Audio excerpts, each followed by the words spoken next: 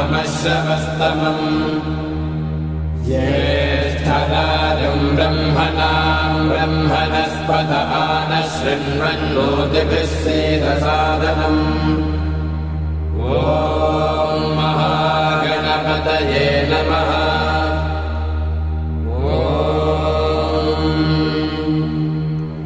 भद्रं कर्णेभिः शृणुयाम देवाः भद्रं पश्येमाक्षभिर्यजत्राः स्थिरैरङ्गैस्तुष्ट्वागुंसस्तनूभिः विषेम देवहितैर्यदायुः स्वस्ति न इन्द्रो वृद्धश्रवाः स्वस्ति नः पूषा विश्ववेदाः स्वस्ति नस्तार्क्ष्यो अरिष्टनेमिः स्वस्ति नो बृहस्पतिर्दधातु। ॐ शान्तिः शान्तिः शान्तिः। अथ गणेशाथर्वशीर्षं व्याख्यास्यामः। ॐ नमस्ते गणपतये त्वमेव प्रत्यक्षं तत्त्वमसि त्वमेव केवलं कर्तासि त्वमेव केवलं धर्तासि त्वमेव केवलं हर्तासि त्वमेव सर्वं खल्विदं ब्रह्मासि त्वं साक्षादात्मासि नित्यं ऋतं भस्मि सत्यं भस्मि अवत्वं माम् अवभक्तारम् अवश्रोतारम् अवधातारम् अवधातारम् अवालोचानमवशिष्यम् अवपश्चात्तात् अवपुरस्तात् अवोत्तरात्तात् अवदक्षिणात्तात् अवचोर्ध्वात्तात् अवाधरात्तात् सर्वतो मां पाहि पाहि समन्तात् त्वं वाङ्मयस्त्वं चिन्मयः त्वमानन्दमयस्त्वं ब्रह्ममयः त्वं सच्चिदानन्दाद्वितीयोऽसि त्वं प्रत्यक्षं ब्रह्मासि त्वं ज्ञानमयो विज्ञानमयोऽसि सर्वं जगदिदं त्वत्तो जायते सर्वं जगदिदं त्वत्तस्तिष्ठति सर्वं जगदिदं त्वयि लयमेष्यति सर्वं जगदिदं त्वयि प्रत्येति त्वं भूमिरापो नलो निलो नभः त्वं चत्वारि वाक्पदानि त्वं गुणत्रयातीतः त्वमवस्थात्रयातीतः त्वं देहत्रयातीतः त्वं कालत्रयातीतः त्वं मूलाधारस्थितोऽसि नित्यं त्वं शक्तित्रयात्मकः त्वां योगिनो ध्यायन्ति नित्यं त्वं ब्रह्मा त्वं विष्णुस्त्वं रुद्रस्त्वमिन्द्रस्त्वमग्निस्त्वं वायुस्त्वं सूर्यस्त्वं चन्द्रमास्त्वं ब्रह्म भूर्भुवस्सुवरो गणादीं पूर्वमुच्चार्य वन्नादीं तदनन्तरम् मनस्वारः परतरः अर्धेन्दुरसितं कालेन रुद्धम् एतत्तव मनस्वरूपम् गकारः पूर्वरूपम् अकारो मध्यमरूपम् अनुस्वारश्चान्त्यरूपम् बिन्दुरुत्तररूपम् नादः सन्धानम् सगुंहिता सन्धिः सैषा गणेश विद्या गणकऋषिः विसृज्गायत्री छन्दः श्रीमहागणपतिर्देवता ॐ गणपतये नमः। एकदन्ताय विद्महे वक्रतुण्डाय धीमहि तन्नो दन्तिः प्रचोदयात् एकदन्तं चतुर्हस्तं पाशमङ्कुशधारिणम् रदञ्जमलनं हस्ते बिभ्राणं मूषकध्वजम् रक्तं लम्बोदरं शूर्पकर्णकं रक्तपाशसम् रक्तगन्धानुलिप्ताङ्गं रक्तपुष्पैः सुपूजितम् भक्तानुकम्पिनम् देवम् जगत्कारणमच्युतम् आविर्भूतम् च सृष्ट्यादो प्रकृतेः पुरुषात् परम् एवम् ध्यायति यो नित्यम् स योगी योगिनाम् वरः नमो व्रातपतये नमो गणपतये नमः प्रमथपतये नमस्ते अस्तु लम्बोदराय एकदन्ताय विघ्नविनाशिने शिवसुताय श्रीवरदमूर्तये नमो नमः एतदथर्वशीर्षयोधीते स ब्रह्मभूयाय कल्पते स सर्वतः सुखमेधते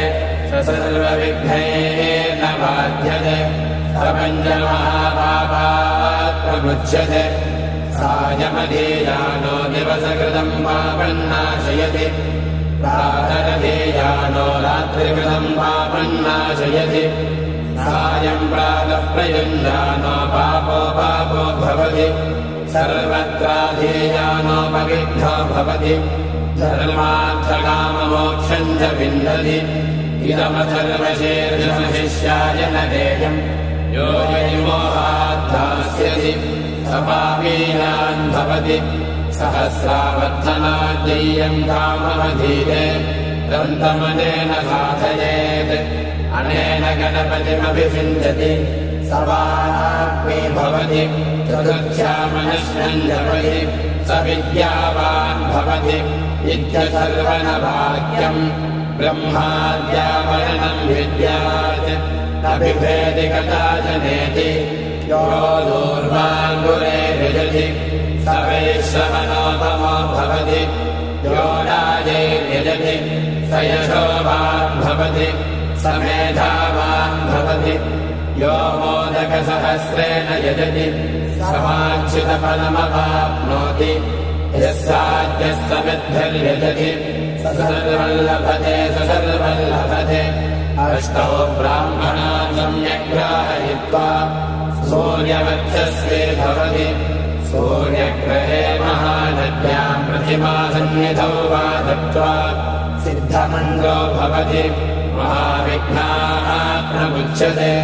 महादोषाः प्रमुच्यते महापापाः प्रमुच्यते महाप्रत्यवायाः प्रमुच्यते स सर्वविद्भवति स सर्वविद्भवति एवम् वेद इत्युपनिषत् ॐ भद्रम् कर्णेभिः शृणुयाम देवाः भद्रम् पश्येमाक्षभिर्यजत्राः स्थिरैरङ्गैः स्तुष्टुवागुंसस्तनूभिः यशेम देवहिदैर्यदायुः स्वस्ति न इन्द्रो वृद्धश्रवाः स्वस्ति नः पूषा विश्ववेदाः स्वस्ति नस्ताक्षो अरिष्टनेमिः स्वस्ति नो बृहस्पतिर्दधातु ॐ शान्तिः शान्तिः शान्तिः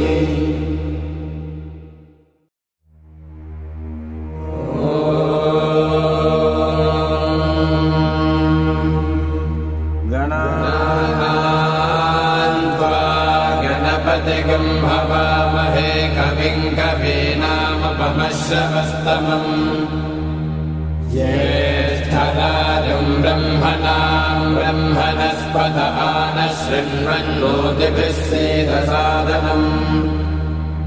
ॐ महागणपतये नमः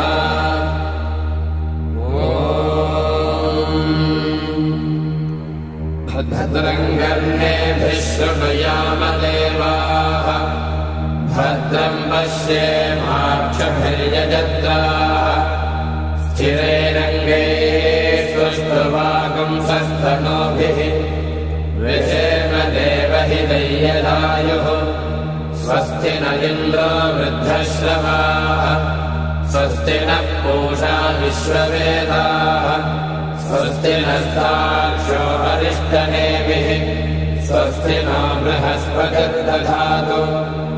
ॐ शान्तिः शान्तिः शान्तिः ॐ अथ गणेशाथर्वशीर्षम् व्याख्यास्यामः ॐ नमस्ते गणपतये त्वमेव प्रत्यक्षम् तत्त्वमसि त्वमेव केवलं कर्तासि त्वमेव केवलं धर्तासि त्वमेव केवलं हर्तासि त्वमेव सर्वं खल्विदं ब्रह्मासि त्वं साक्षादात्मासि नित्यम् ऋतं भस्मि सत्यं भस्मि अवत्वं माम् अवभक्तारम् अवश्रोतारम् अवधातारम् अवधातारम्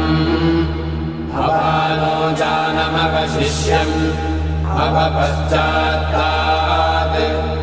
अवपुरस्तात् अवोत्तरात्तात् अवदक्षिणात्तात् अवचोर्ध्वात्तात् अवाधरात्तात् सर्वतो मां पाहि पाहि समन्तात् त्वं वाङ्मयस्त्वं चिन्मयः त्वमानन्दमयस्त्वं ब्रह्ममयः त्वं सच्चिदानन्दाद्वितीयोऽसि त्वं प्रत्यक्षं ब्रह्मासि त्वं ज्ञानमयो विज्ञानमयोऽसि सर्वं जगदिदं त्वत्तो जायते सर्वं जगदिदं त्वत्तस्तिष्ठति सर्वं जगदिदं त्वयि लयमेष्यति सर्वं जगदिदं त्वयि प्रत्येति त्वं भूमिरापो नलो निलो नभः त्वं चत्वारि वाक्पदानि त्वं गुणत्रयातीतः त्वमवस्थात्रयातीतः त्वं देहत्रयातीतः त्वं कालत्रयातीतः त्वं मूलाधारस्थितोऽसि नित्यम् त्वं शक्तित्रयात्मकः त्वां योगिनो ध्यायन्ति नित्यम् त्वं ब्रह्मा त्वं विष्णुस्त्वं रुद्रस्त्वमिन्द्रस्त्वमग्निस्त्वं वायुस्त्वं सूर्यस्त्वं चन्द्रमास्त्वं ब्रह्म भूर्भुवस्सु वरो गगनादीं पूर्वमुच्चार्य वन्नादीं तदनन्तरम् मनस्वारः परतरः अर्धेन्दुरसितम् कालेन रुद्धम् एतत्तव मनस्वरूपम् गकारः पूर्वरूपम् अकारो मध्यमरूपम् अनुस्वारश्चान्त्यरूपम् बिन्दुरुत्तररूपम् नादः सन्धानम् सगुंहिता सन्धिः सैषा गणेश विद्या गणकऋषिः विसृद्गायत्री छन्दः श्रीमहागणपतिर्देवता ॐ गणपतये नमः एकदन्ताय विद्महे वक्रतुण्डाय धीमहि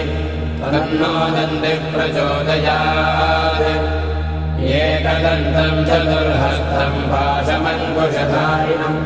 रदञ्जमलनं हस्ते बिभ्राणं मूषकध्वजम् रक्तं लम्बोदरं शूर्पकर्णकं रक्तपाशसम् रक्तगन्धानुलिप्ताङ्गं रक्तपुष्पैः सुपूजितम्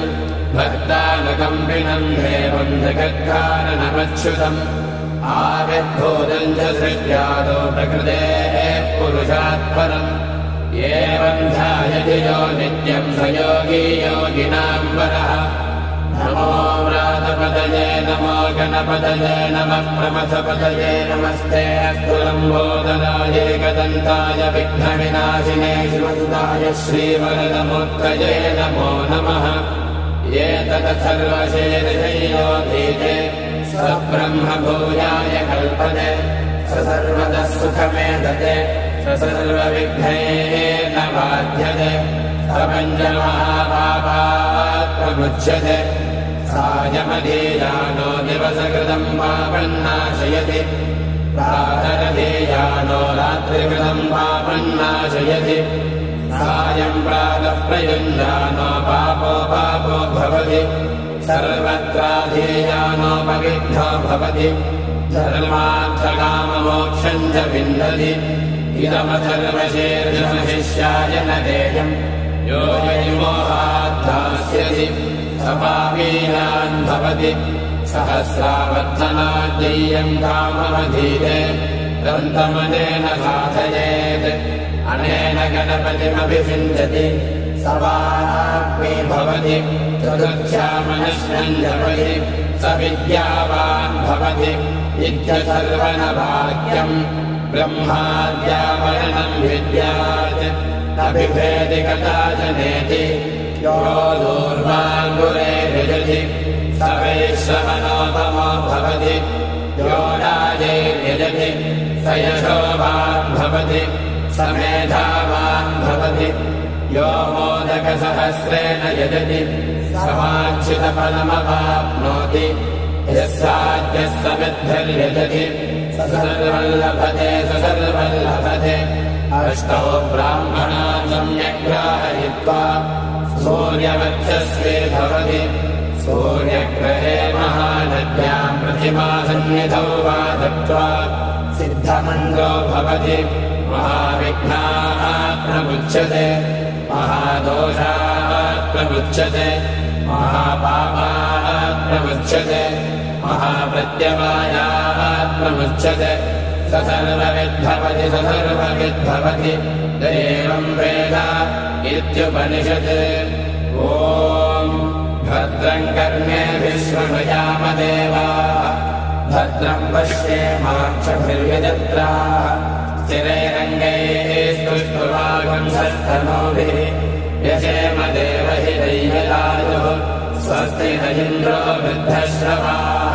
स्वस्ति नः पूषा विश्ववेदाः स्वस्ति नस्ताक्षो वरिष्ठनेमिः स्वस्ति नो बृहस्पतिर्दधातु ॐ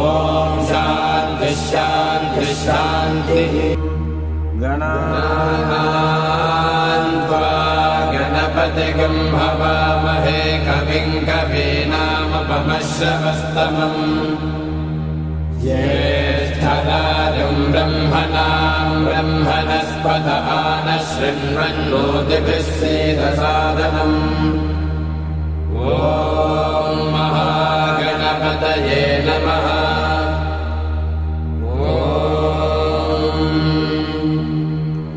भद्रम् कर्णेभिः शृणुयाम देवाः भद्रम् पश्येमाक्षभिर्यजत्राः